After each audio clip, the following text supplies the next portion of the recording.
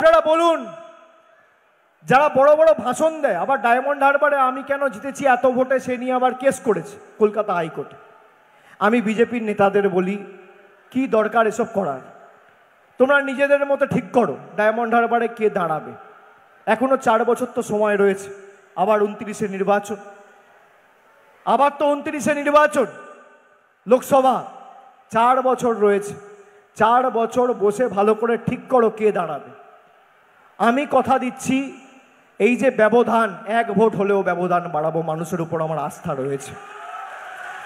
7,10,000-এর বেশি ব্যবধান, 2029-এর ভোটে আমরা এই ব্যবধানকে 8 লক্ষ করব। অনেকে অনেক কথা বলেছিল যে ডায়মন্ড হারবারে তৃণমূলের পায়ের তলার মাটি সরে গেছে, ডায়মন্ড হারবারে তৃণমূলের সংগঠন দুর্বল হয়ে গেছে। 2021-এর নির্বাচনে আমাদের দুজন সহকর্মীকে, মানে সিটিং এমএলএ ছিল, তাদেরকে নিয়ে গেছিল দলটা ভাঙার জন্য, একটা দীপক হালদার আর একটা সোনালী গুহ নিয়ে বলেছিল, দেখো ডায়মন্ড হারবার থেকে সাফ করে দিয়েছি অভিষেককে, তৃণমূল সাফ। তারপর কি হলো? তাদের বাড়া ভাতের ছাই, 7-0 আবার হলো। আচ্ছা, 2014 সালে যা ব্যবধান ছিল, 16 সালের ভোটে আপনারা যদি 7টা বিধানসভা যোগ করেন ব্যবধান বেড়েছে। 2016 সালে যে ব্যবধান ছিল 19-এ যদি আপনি লোকসভার ভোটের নিরিখে দেখেন ব্যবধান আরও বেড়েছে। 2019-এ যে ব্যবধান ছিল 21-এর 7টা বিধানসভা যোগ করলে ব্যবধান আরও বেড়েছে, ক্রমবর্ধমান গ্রাফ। আর 2021-এ যা ব্যবধান ছিল 3,70,000, 2024-এ তো সব সাফ করে দিয়েছে। বাংলার রেকর্ড 7,10,000 ভোটে আপনারা জিতিয়ে তাদের বাড়া ভাতে ছাই দিয়ে আমাকে আশীর্বাদ করেছেন, আমি আপনাদের কাছে কৃতজ্ঞ। আমি বারে বারে বলেছি যে আপনাদের সাথে আমার আত্মিক সম্পর্ক, আমার জন্ম দক্ষিণ কলকাতা হতে পারে, কিন্তু আমি ঈশ্বর আল্লাহ সর্বশক্তিমানের কাছে প্রার্থনা করি আমি শরীর যদি ত্যাগ করি যেন এই ডায়মন্ড হারবারের পবিত্র মাটিতে সেই দিন আসে, আমার মৃত্যু যেন এই মাটিতে হয়। আমার যেটুকু কাজ করার পরিধি পরিচিতি আমার দল এবং আমাদের সর্বময় নেত্রী এবং সবকিছু আপনাদের কারণে। আমি কথা দিয়ে কথা রাখার ছেলে। আমি কেন আপনাদের সেবাশ্রয় করেছি আর শ্রদ্ধার্ঘ্য করেছি? বিজেপি আমার পিছনে লেগেছে, চিন্তা করবেন না। আপনারা কি ভয় পাচ্ছেন যে সেবাশ্রয় আর হবে না বা শ্রদ্ধার্ঘ্য বন্ধ হয়ে যাবে? কেউ ভয় পাচ্ছেন? কেউ ভয় পাচ্ছেন না তো? আমি বেঁচে আছি তো, আমি যতদিন বেঁচে আছি কেউ আপনার টিকি স্পর্শ করতে পারবে না।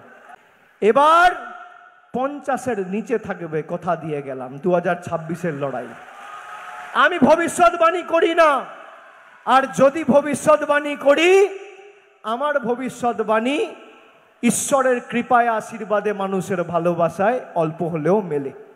আমি তারিখ ধরে বলতে পারি না অমুক তারিখে এই হবে তাই হবে, কিন্তু আমি যদি বলি যে 2019-এর তুলনায় তৃণমূলের আসন সংখ্যা 2024-এর ভোটে বাড়বে, সেটা বেড়েছে। আমি ডায়মন্ড হারবারে বলেছিলাম যে আমরা এই যে ফেজে ভোট হবে, শেষ দফার ভোট 9 পাবো, 9 পেয়েছিলাম, আর বলেছিলাম 23 অলরেডি পেয়ে গেছি, তাহলে 23 আর 9 যোগ করলে হয় 32। কিন্তু 3টে সিট আমরা অত্যন্ত কম ব্যবধানে হেরেছি। একটা বিষ্ণুপুর 5,000 ভোটে হেরেছি, একটা পুরুলিয়া আমরা 17,000 ভোটে হেরেছি, আর একটা বিজেপির বাঁচাল সভাপতি সুকান্ত মজুমদার 9,000 ভোটে জিতেছে। সে নাকি আমার বিরুদ্ধে এসে মানুষকে সংগঠিত করতে আসবে। আপনি যদি 50 বছর রাজনীতি করেন আর আপনি যদি 10টা নির্বাচন লড়েন, 10টা নির্বাচনের ফলের নিরিখ যোগ করেও আপনার 7,10,000-এর ব্যবধান হবে না। ডায়মন্ড হারবারের মানুষ আমায় একবারে জিতিয়েছে। আমি এসব কথা বলে নিজের বীরত্ব দেখাতে চাই না। আমার কোনো ক্রেডিট নেই, ক্রেডিট মানুষের। মানুষ আমাকে জিতিয়েছে। যারা বলে বিজেপির নেতা শুভেন্দু অধিকারী যে মমতা ব্যানার্জি দিদি থেকে ঠাকুমা হয়ে যেতেন তিনি যদি না থাকতেন, তা তুমি তো গেছো 2020-তে, মমতা ব্যানার্জি 21-এ জিতলো কি করে, 24-এ জিতলো কি করে? 23-এর পঞ্চায়েতে জিতলো কি করে? আর এদের কপাল দেখুন, জবে থেকে এই এলিমেন্টটা বিজেপিতে গেছে, একটা নির্বাচনও বিজেপি জেতেনি। আপনারা বলুন, যারা বড় বড় ভাষণ দেয়, আবার ডায়মন্ড হারবারে আমি কেন জিতেছি এত ভোটে সে নিয়ে আবার কেস করেছে কলকাতা হাইকোর্টে। আমি বিজেপির নেতাদের বলি, কি দরকার এসব করার? তোমরা নিজেদের মতো ঠিক করো ডায়মন্ড হারবারে কে দাঁড়াবে। এখনো 4 বছর তো সময় রয়েছে, আবার 29-এ নির্বাচন, আবার তো 29-এ নির্বাচন লোকসভা, 4 বছর রয়েছে। 4 বছর বসে ভালো করে ঠিক করো কে দাঁড়াবে। আমি কথা দিচ্ছি, এই যে ব্যবধান, 1 ভোট হলেও ব্যবধান বাড়াবো, মানুষের উপর আমার আস্থা রয়েছে। 7,10,000-এর বেশি ব্যবধান, 2029-এর ভোটে আমরা এই ব্যবধানকে 8 লক্ষ করব। অনেকে অনেক কথা বলেছিল যে ডায়মন্ড হারবারে তৃণমূলের পায়ের তলার মাটি সরে গেছে, ডায়মন্ড হারবারে তৃণমূলের সংগঠন দুর্বল হয়ে গেছে। 2021-এর নির্বাচনে আমাদের 2জন সহকর্মীকে, মানে সিটিং এমএলএ ছিল, তাদেরকে নিয়ে গেছিল দলটা ভাঙার জন্য, একটা দীপক হালদার আর একটা সোনালী গুহ নিয়ে বলেছিল, দেখো ডায়মন্ড হারবার থেকে সাফ করে দিয়েছি অভিষেককে, তৃণমূল সাফ। তারপর কি হলো? তাদের বাড়া ভাতের ছাই, 7-0 আবার হলো।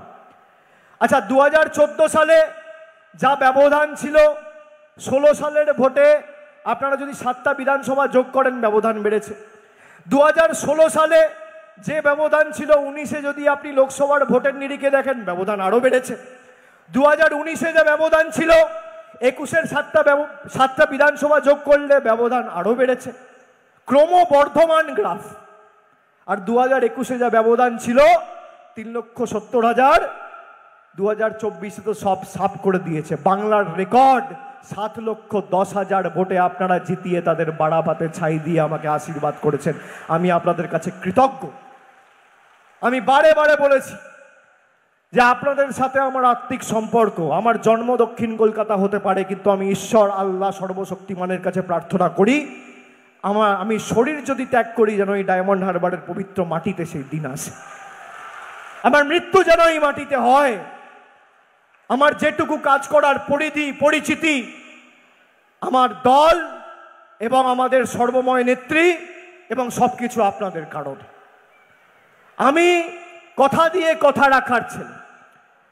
আমি কেন আপনাদের সেবাশ্রয় করেছি আর শ্রদ্ধার্ঘ্য করেছি?